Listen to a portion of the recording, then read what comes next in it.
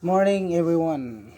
Today I will discuss my professional behavioral observation during on May 9, 2022 national and local election. This time, the race for the presidency in the 2022 Philippine elections may be the most highly divisive and contested referendum for the highest public office in the country. It is a high stakes and high risk contest with intense pressure to win from both the top contenders for the office of those who support them. Focusing on the two contenders, it is a race between stopping one seeking a path back to power and electing one seeking a great reset of powers in the government. Instead of focusing on what challenges await to the next president and the country, we focus on what we can learn from the race for the presidency. Elections are not just about voting candidates into or out of office. These are not merely about the change of names and faces. Elections are about the transfer and legitimation of power. Should we take a step forward to usher in a new or reform a government system, or take to step back to restore an old or tarnished and contested rule? Election should not be about those who run for office. It is about the people who should be served, their needs, rights, interests, and demand. Don't we all deserve a new government that helps more the vulnerable and the marginalized while seeking to protect all regardless if any markers of differences? People cannot be restrained or constrained. Filipinos are resilient. True, but when it's their future and their loved ones, future at a high stake. Demobilize and organize doesn't the spirit of voluntarism we are all witness, renew and give a new meaning to the Filipinos or bayanihan. From that communal cooperation to collective action and accountability.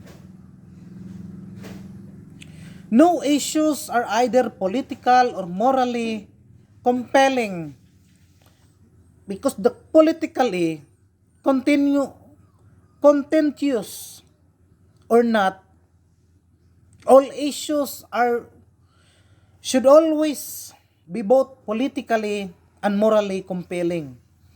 Shouldn't we stand up for the oppressed and unjustly persecuted and the basic sectors who are really in need? Or shouldn't we stand against politically and morally corrupt? Public service is the name that public accountability is the rule of game.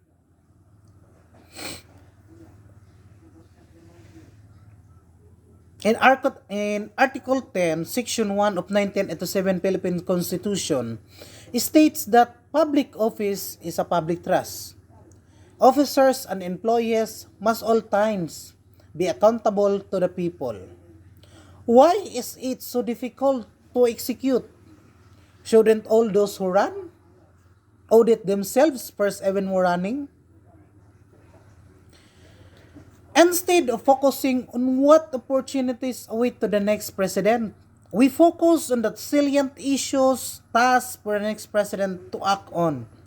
These issues and tasks echo those of the Ateneo de Manila University Department of Political Science published in the working paper series related to 2022 presidential and vice presidential elections and accessible.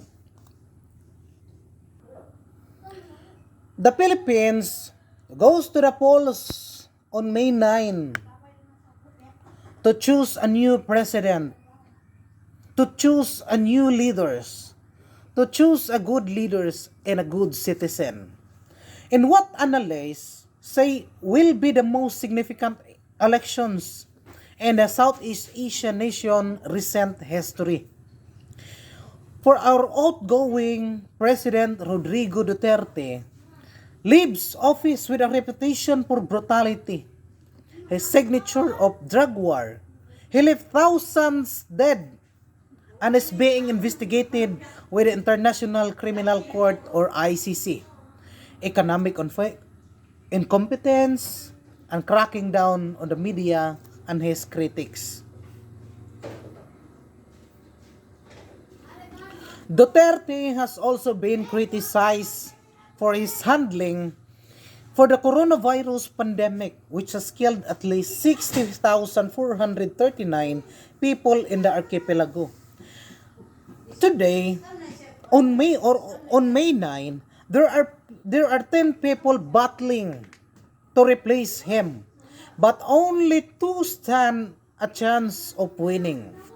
The first is the fourth runner Ferdinand Bongbong Marcos Jr., popularly known as Bongbong, and the namesake of his father who ruled the Philippines as dictator until he was forced from office and into exile in the popular uprising of 1986.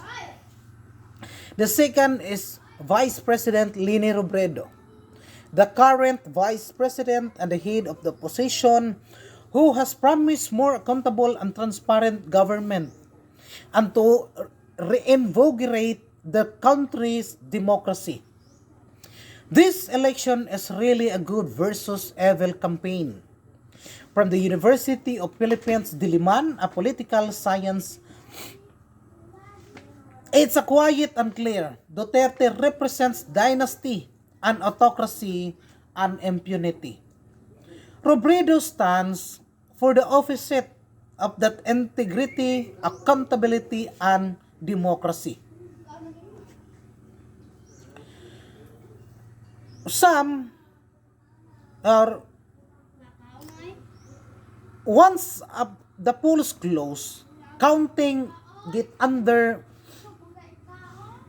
immediately, and the candidate with the most vote wins.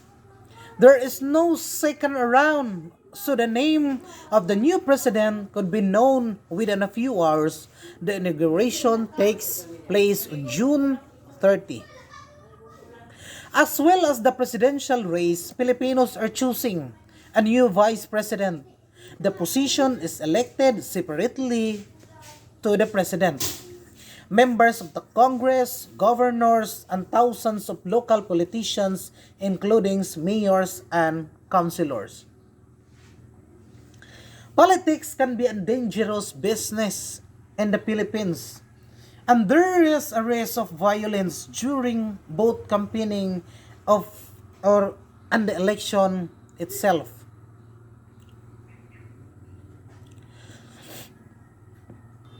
So, as the continuation, I have an opinion about the religion and the Philippine politics problem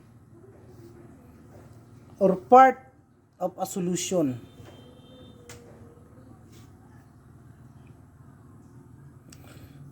Most of the time, it's discussed in relation to human freedom in the areas of salvation, sin, and morality. In these debates and the questions typically revolve around the limits of God's will, the extent of human responsibility.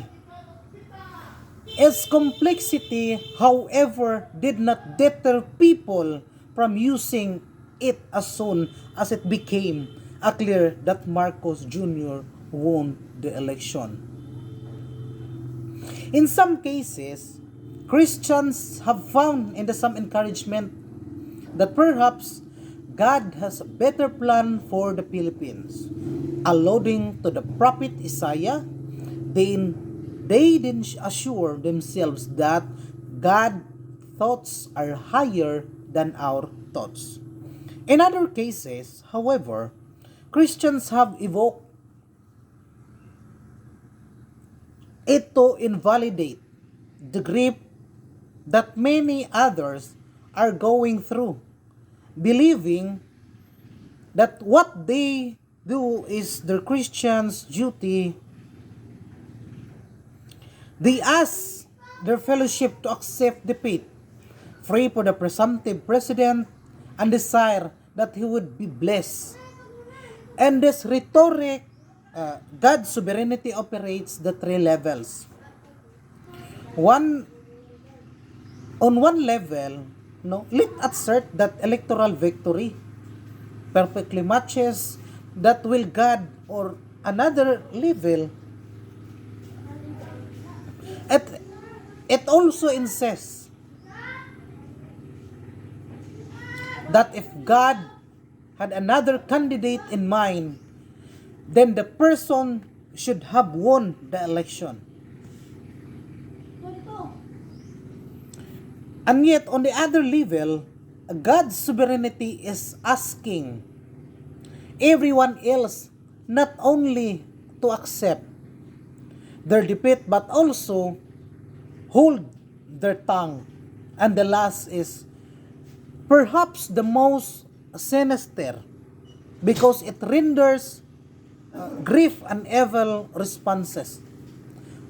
So, in the case of the sovereignty of God, ask people to abandon their freedom to feel, think, and reflect.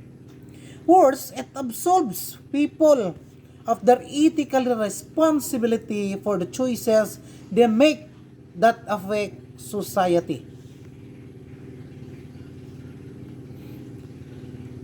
Let me clear, though my issue is not about unquestioned moral choices, but I get at that pastor and press are still trying to understand why their own people could choose a thief. While there is urgency to make sense of that, I feel that the burden is greater as to why faith and political choices seem to be distinct, and for many Christians, that is another issue altogether. And it turns out that I'm not alone.